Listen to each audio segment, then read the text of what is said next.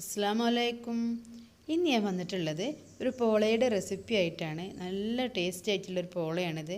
അതുപോലെ തന്നെ നല്ല സ്വീറ്റാണ്, കാണാൻ നല്ലൊരു ഭംഗിയാണ് കേട്ടോ. നമുക്കത് പക്ഷേ ഇതൊരു 5 മിനിറ്റ് മതി, അതുകൊണ്ട് തന്നെ നമുക്ക് റെഡിയാക്കി എടുക്കാം. പെട്ടെന്ന് തന്നെ റെഡിയാക്കി എടുക്കാൻ പറ്റുന്ന ഒരു പോളയാണ്. അപ്പോൾ ഒരു പ്രാവശ്യമെങ്കിലും ഇതുപോലെ ഒന്ന് ഉണ്ടാക്കി നോക്കണം. അപ്പോൾ ഇതിൻ്റെ ടേസ്റ്റ് മനസ്സിലാവുള്ളൂ. അത്രയ്ക്ക് സോഫ്റ്റുമാണ്, നല്ല ടേസ്റ്റുമാണ് കേട്ടോ. അപ്പോൾ നമുക്ക് ഈസി ആയിട്ട് ഇതെങ്ങനെ ഉണ്ടാക്കണമെന്ന് നോക്കാം.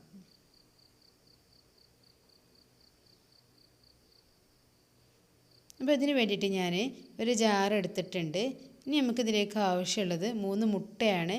അപ്പോൾ ഞാൻ ഈ മുട്ട 3 ഇതിലേക്കൊന്ന് പൊട്ടിച്ച് ഒഴിച്ച് കൊടുക്കുകയാണ്.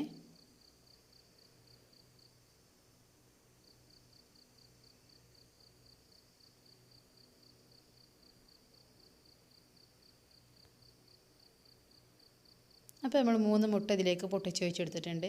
ഇനി നമുക്ക് മധുരത്തിന് ആവശ്യമുള്ള ഷുഗറാണ്. അപ്പോൾ നമുക്ക് എത്ര മധുരമാണോ ആവശ്യം അതിനനുസരിച്ചിട്ട് ഉള്ള ഷുഗർ ഇട്ട് കൊടുക്കുക. പിന്നെ ഞാൻ ഇതിലേക്ക് നല്ല പഴുത്ത പായാണ് ചേർക്കുന്നത്. അപ്പോൾ പായത്തിനും അത്യാവശ്യം നല്ല മധുരം ഉണ്ടാവും. അപ്പോൾ നമുക്ക് മധുരം എത്രയാണോ വേണ്ടത് അതിനനുസരിച്ച് ചേർത്ത് കൊടുക്കുക. പിന്നെ ഞാൻ ഇതിലേക്ക് ഇട്ട് കൊടുക്കുന്നത് ഏലക്കായയാണ്. അപ്പോൾ ഏലക്കായ പൊടിച്ചിട്ടുണ്ടെങ്കിൽ പൊടിച്ച് ഇട്ട് കൊടുക്കുക, ഇല്ലെങ്കിൽ ഇതുപോലെ ഇട്ട് കൊടുക്കുക കേട്ടോ.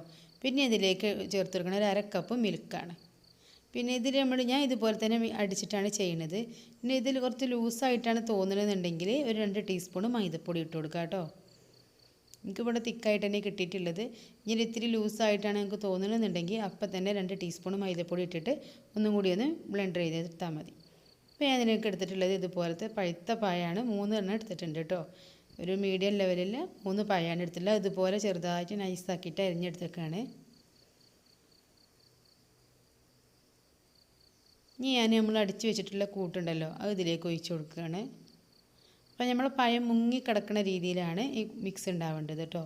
അപ്പോൾ നമ്മൾ പഴം ഇങ്ങനെ ഇളക്കി മിക്സ് ചെയ്ത് കഴിഞ്ഞാൽ ആ പഴം ഇങ്ങനെ മുങ്ങി കിടക്കണം. ഇതുപോലെയാണ് മിക്സ് റെഡിയായി കിട്ടേണ്ടത്. ഇത്രയേ ഉള്ളൂ മിക്സ്. അപ്പോൾ നമുക്ക് ഈസി ആയിട്ട് ഉണ്ടാക്കാം. ഇനി നമുക്ക് ഉണ്ടാക്കാൻ വേണ്ടിയിട്ട് തുടങ്ങാം. അതിന് വേണ്ടിയിട്ട് ഞാനൊരു പാൻ വെച്ചിട്ടുണ്ട്. ഞാൻ ഇതിലേക്ക് 2 ടീസ്പൂൺ നെയ്യ് ഒഴിച്ച് കൊടുക്കുകയാണ്.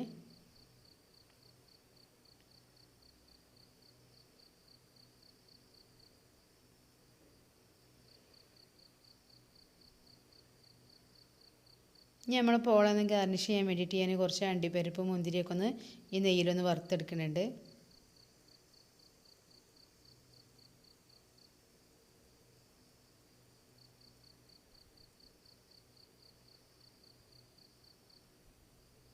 ഇനി ഇതിലേക്ക് ഒരിത്തിരി മുന്തിരി ഇട്ട് കൊടുക്കാം.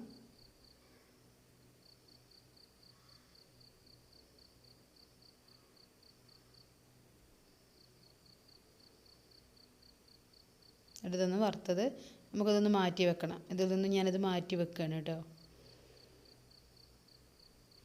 ഇത് ഡെക്കറേറ്റ് ചെയ്യാനുള്ളതാണ്. ഇനി നമുക്ക് ഈ നെയ്യ് ഒഴിച്ചിട്ടുള്ള ഈ പാൻ ഉണ്ടല്ലോ ഇതിലേക്കാണ് നമ്മൾ മിക്സ് ഒഴിച്ച് കൊടുക്കേണ്ടത്.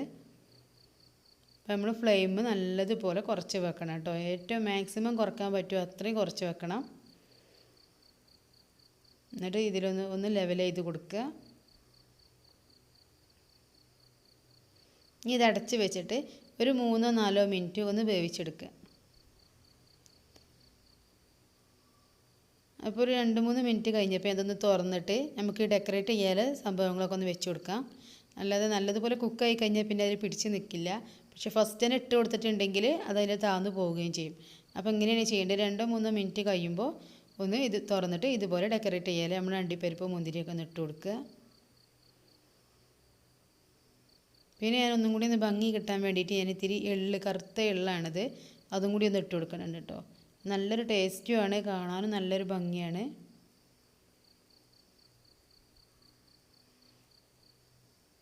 എന്നിട്ട് നമ്മൾ സ്പൂൺ വെച്ചിട്ട് ഒന്ന് ലെവൽ ചെയ്ത് കൊടുക്കുക. നമ്മൾ പൊന്തി നിൽക്കുന്ന അണ്ടിപ്പരിപ്പ് മുന്തിരിയൊക്കെ ഉണ്ടെങ്കിൽ ഒന്ന് ലെവലായി കിട്ടാനാണ്.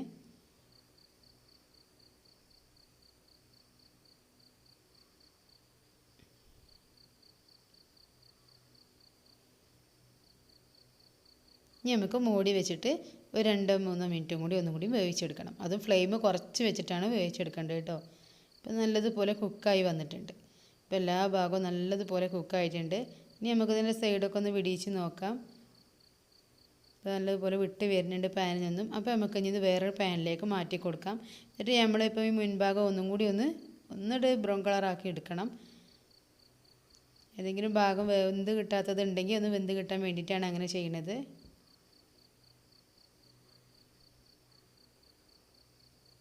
നമ്മൾ പാനിലേക്ക് മറിച്ചിട്ട് കൊടുത്തിട്ടുണ്ട്.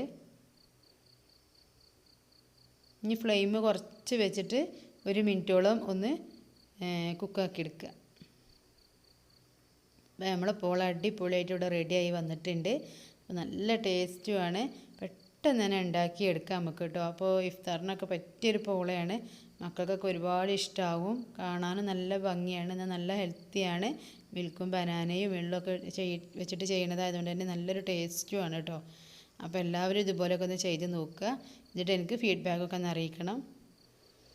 ഞാൻ പറഞ്ഞ മുട്ടയുടെ ബാറ്റർ പ്രത്യേകം പറയുകയാണ്, ലൂസ് ആവുകയാണെങ്കിൽ എന്താ ചെയ്യുക, 2 ടീസ്പൂൺ മൈദപ്പൊടിയും കൂടി ഇട്ട് കൊടുത്തിട്ട് ഒന്ന് ടൈറ്റാക്കി എടുത്തിട്ട് ചെയ്താൽ മതി കേട്ടോ. അപ്പോൾ എൻ്റെ വീഡിയോ ഇഷ്ടമായെങ്കിൽ ഷെയർ ചെയ്യുക, കമൻറ്റ് ചെയ്യുക, ആൻഡ് ലൈക്ക് ചെയ്യുക. അപ്പോൾ ഏതെങ്കിലും കൂട്ടുകാർ സബ്സ്ക്രൈബ് ചെയ്യാതെ കാണുന്നുണ്ടെങ്കിൽ ഒന്ന് സബ്സ്ക്രൈബ് ചെയ്തിട്ട് സപ്പോർട്ട് ചെയ്യുക കേട്ടോ. അപ്പോൾ പുതിയൊരു വീഡിയോയുമായിട്ട് ഞാൻ വീണ്ടും വരുന്നതാണ് കേട്ടോ. അതുവരേക്കും അസ്സലാമു അലൈക്കും.